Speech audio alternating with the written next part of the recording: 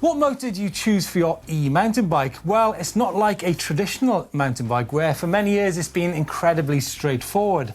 A choice of SRAM or Shimano. No, on an e-bike there are many more choices, and it's not just the motor you have to take into account. It's such things as the display or the battery, which of course affects how much range you have.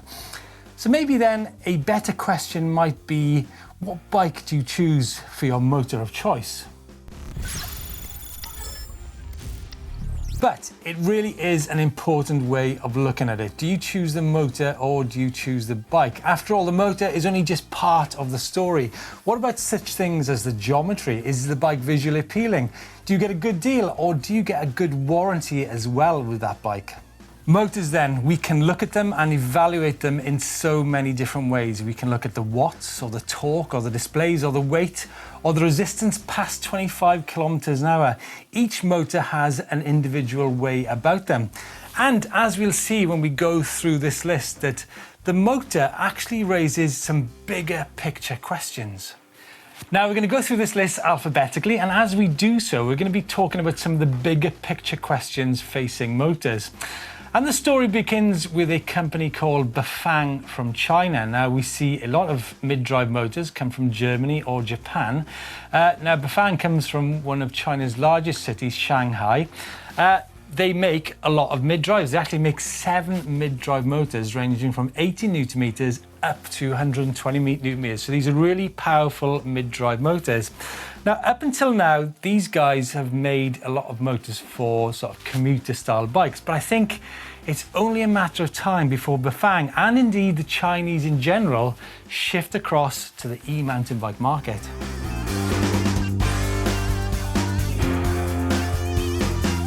So from a range of motors to one motor used by a huge range of brands. Now Bosch have been in the e-mountain bike market from the very beginning, around about 2010, 2011.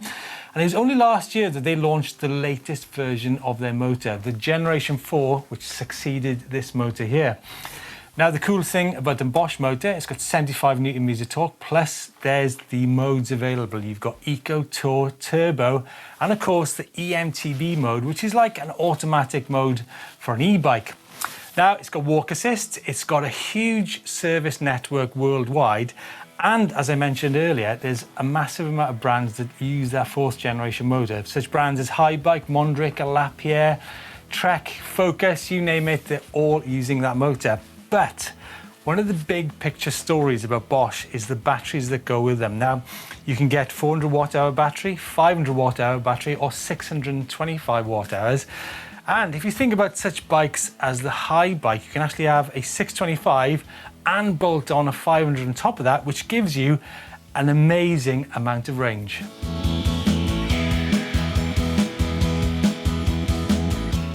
Now at 90 Newton meters of torque, the Brose Drive S and the Drive S Mag is one of the most powerful e-bike motors on the market, and also it's probably got one of the most natural feels to it when you're pedaling it. Now it's got 4 levels assist, it's got walk assist too, and of course it's got an app that comes with it. It's found on bikes such as the Bulls and the Fantic, and of course on the Specialized, but we're going to talk about that a little bit later on. Let's talk about another bike that features Brose, which is the Rotefield. Now the Rotefield has got a battery with 750 watt hours, so that's a huge amount of range. And again, this is something you need to focus in on when you're choosing your e-bike motor.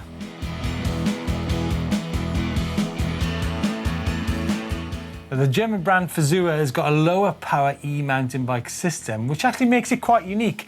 And in many ways, this bike is more of a gateway bike into e-mountain biking. It's got loads of really cool features about it, such as the battery and the motor, which can be detached, and you can replace that with a cover and ride the bike as a traditional mountain bike. Now it's got 60 Newton meters of torque, which is the same as the Shimano E7000 system, but they actually work and operate quite differently and feel differently when you're out on the trail. Now you might be thinking that that 250 watt hour battery is quite a low capacity, but if you think about it, because it's got less power, it's actually drawing less from that battery, so you've got a lighter weight bike. Now in terms of the power, there's 3 modes, and the strongest mode, which is Rocket, will be similar to say a tour mode on a Bosch. And this motor comes on bikes such as the Focus or that Lapierre Zesty, which we rode in France last year.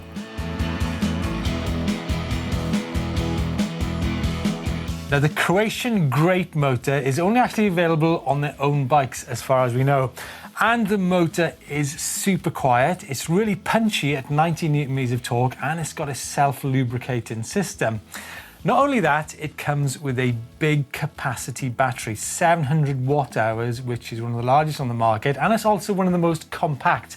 And you can dismount that battery in a matter of split seconds. However, it's probably the apps that go with the Greyp system that this brand is most well known for.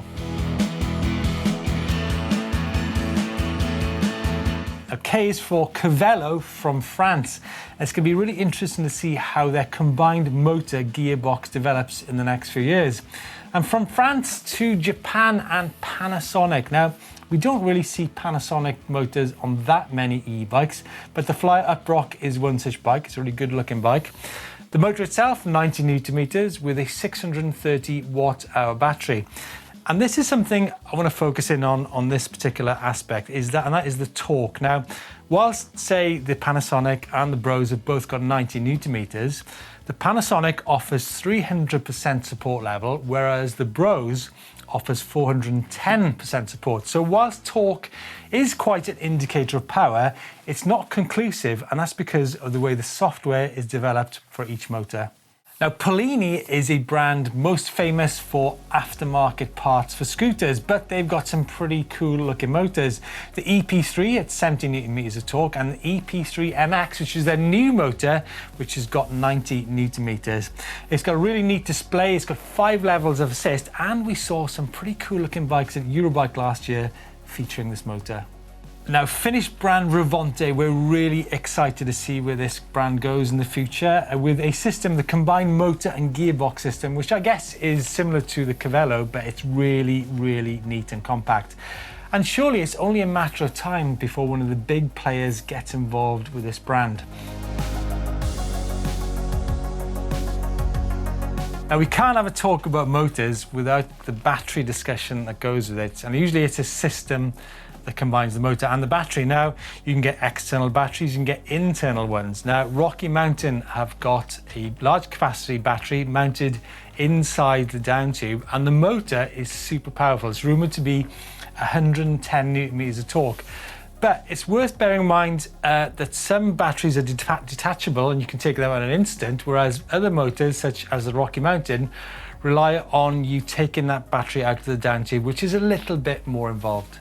Right, now we're into the 3S's, Sachs, Shimano and Specialized. Now, Sachs is a German brand, and I'm sure it won't be long we see these guys involved in some big players.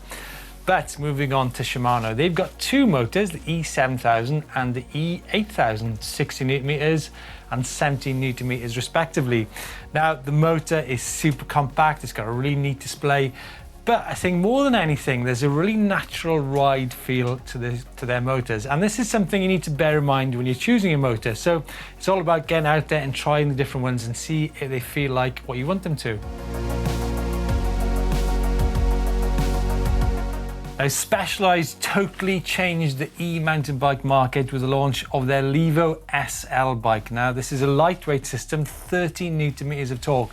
And remember, the Levo bike is 90 Nm using a Brose system. So I guess the question is, can you go as far on a 30 Nm bike as you can on one with a 700 watt-hour battery? Well, yes, you can, because if you think about it, that 30 Nm bike is taking less power out of the battery than the bigger system. So it's actually now a question of what type of e-mountain biker are you? Do you go for the light and nimble style, or do you go for the powerful and planted? Because the Levo SL is probably and arguably closer to a mountain bike than it is to a powerful e-bike. Nevertheless, the Levo has a huge range of options. You've got the Levo SL at 30 Nm. You've got the Levo with either a 500 watt-hour or a 700 watt-hour battery, plus, of course, there's the 180mm Canevo, which again has got a 500 or a 700 watt-hour battery. Now, one motor which really has caused a stir over the last few years is the TQ motor. Now, this features on the high bike Flyer and the M1 bike, which we rode in Gard last year. 120 Newton meters of torque. It's an enormously powerful motor and an incredible amount of fun.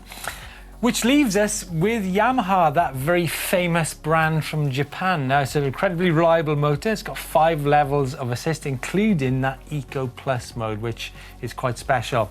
Now, we've also seen Yamaha launch a concept bike very recently, so it's going to be really interesting to see where this brand goes in the future. And for that matter, all of these motor brands. So there you go, motors. It's an incredibly complex subject. Like I said, we've got some bigger picture stories here to think about, not just the motor. Such things as the battery capacity, the apps that go with it, the torque, the support levels, the displays, the resistance past 25 kilometers an hour, because after all, that varies between all of these motors, as does the noise. And the only way you can find this out is to get along to a demo event and see if that motor works like you want it to and is actually on the bike that you think you want to buy. In the meantime, let us know your comments below if you need to know anything about e-bike mid-drive systems, because we only concentrated on mid-drives today, not such things as the hub drives or the aftermarket bolt-ons, which is a separate subject. Give us a thumbs up if you like this video, and don't forget to hit on the globe to subscribe to EMBN and more e-mountain bike content. Now, the cool thing about the Bosch motor, it's got 75 Newton meters of torque, and I've forgotten it again. And yes.